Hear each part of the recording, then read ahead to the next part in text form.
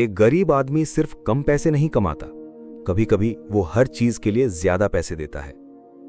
सोचो, दो लोग एक ही सिटी में रहते हैं, दोनों सुबह उठते हैं, दोनों काम करते हैं, दोनों थकते हैं, लेकिन महीने के एंड में एक आदमी के पास सेविंग्स होती है और दूसरा आदमी फिर से जीरो पर आ जाता है।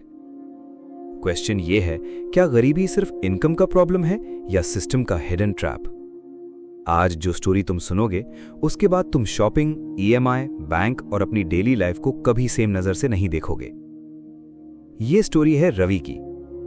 रवि मुंबई में रहता था, एक नॉर्मल मिडिल क्लास लड़का। सैलरी थी 22,000। रेंट, ट्रैवल, घर पे पैसे, मोबाइल रिचार्ज और महीने के लास्ट 5 दिन यूपीआई बैलेंस देखने का डर। एक दिन उसके शूज फट गए। ऑफिस जाने के लिए नए शूज चाहिए थे। मॉल में गया, एक ब्रांडेड शू था 4,000 रुपए का। स्ट्रॉन्ग, कंफर्टेबल, कम से कम 4 साल चलने वाला। लेकिन रवि के अकाउंट में सिर्फ 1,200 रुपए थे, तो उसने 700 रुपए वाले शूज ले लिए। उस वक्त उसको लगा स्मार्ट डिसीजन, लेकिन 6 महीने बाद सोल निकल गया। फिर नए शूज, फिर 8 महीने बाद फिर प्रॉब्लम। 4 साल में रवि ने ऑलमोस्ट 6,000 रुपए खर्च किए और फिर भी उसके पैर कभी कंफर्टेबल नहीं रहे। दूसरी तरफ उसका मैनेजर अमित, एक बार 4,000 रुपए दिए, 4 साल टेंशन खत्म। और वहीं पे रवि को समझ नहीं आया कि गरीब आदमी सस्ती चीज खरीदता नहीं, वो मजबूरी खरीदता है। इसको कहते हैं बूट्स थ्योरी। मतलब अगर तुम्हारे पास पैसे कम हैं तो तुम्हें हर चीज बार बार खरीदनी पड़ती है। और आयरनी देखो, कम पैसे वाले लोग ही लॉन्ग टर्म में ज्यादा पैसे भरते हैं। लेकिन स्टोरी यहीं खत्म नहीं होती। एक और हिडन ट्रैप है, पॉवर्टी प्रीमियम। रवि कभी डी मार्ट से मंथली शॉपिंग नहीं करता था।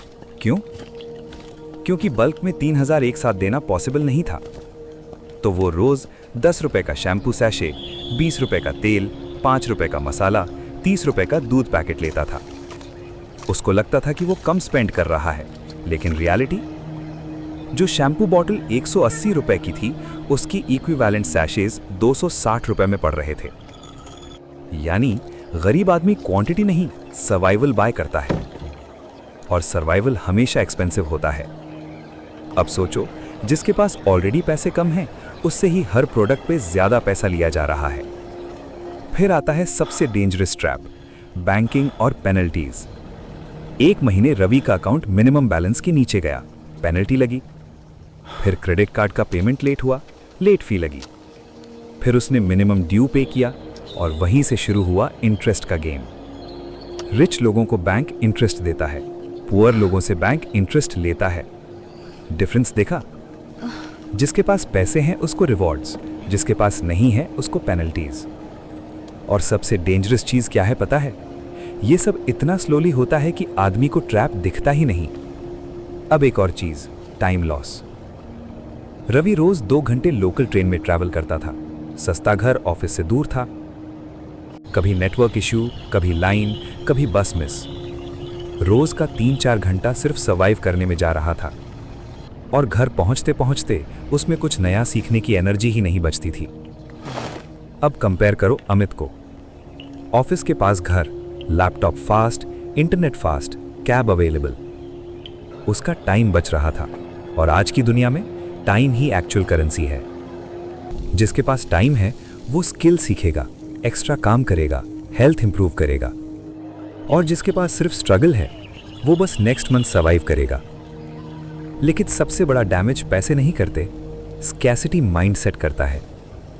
एक रिसर्च में पता चला, जब इंसान कॉन्स्टेंटली पैसे की टेंशन में होता है तो उसका ब्रेन फ्यूचर प्लानिंग कम करता है। मतलब तुम स्टूपिड नहीं बन रहे, तुम्हारा ब्रेन सर्वाइवल मोड में चला जाता है। इसीलिए impulse shopping, short term decisions, cheap dopamine, loan apps, EMI traps increase होते हैं। क्योंकि जब दिमाग पे प्रेशर होता है तो आदमी लॉन्ग टर्म नहीं सोचता, बस आज का पेन कम करना चाहता है। और यही साइकिल लोगों को सालों तक सेम जगह पर रखती है। लेकिन इस स्टोरी का इंपॉर्टेंट पार्ट अभी बाकी है। क्या इस साइकिल से बाहर निकला जा सकता है? हाँ, लेकिन शॉर्टकट से नहीं। रवि ने एक सिंपल रूल स्टार्ट किया। हर महीने सिर्फ 500 रुपए सेव, बस 500 रुपए। न क्रिप्टो, न ट्रेडिंग गुरु, न डबल मनी स्कीम, सिर्फ इमरजेंसी फंड। 6 महीने बाद उसके पास पहली बार 3,000 रुपए इमरजेंसी के लिए रेडी थे। और पहली बार बाइक रिपेयर के लिए उसको क्रेडिट कार्ड यूज नहीं करना पड़ा। उस दिन रवि को समझ आया, इमरजेंसी फंड पैसा नहीं देता, वो पैनिक कम करता है। फिर उसने एक और काम किया, चीप चीजें लेना कम किया। एक अच्छा बैग, एक ड्यूरेबल शू, एक अच्छा इंटरनेट प्लान, और सबसे इंपॉर्टेंट, उसने अपने स्किल्स पे पैसे लगाए, एक्सेल, कम्युनिकेशन, एआई टूल्स। 1 साल बाद उसकी सैलरी 22,000 से 38,000 हो गई, क्योंकि गरीबी से बाहर निकलने का सिर्फ एक ही लॉन्ग टर्म रास्ता है, इनकम ग्रोथ, सिर्फ कॉस्ट कटिंग नहीं। और याद रखना, गरीबी सिर्फ बैंक बैलेंस की प्रॉब्लम नहीं होती, वो डिसीजन मेकिंग पे लगने वाला इनविजिबल टैक्स होता है। और शायद इसीलिए पहले 10,000 रुपए सेव करना पहले 10 लाख कमाने से भी ज्यादा मुश्किल होता है। तो अगली बार जब तुम किसी को बोलो बस पैसे बचाओ, एक बार ये भी सोचना, शायद वो पैसे नहीं, प्रेशर हैंडल कर रहा है।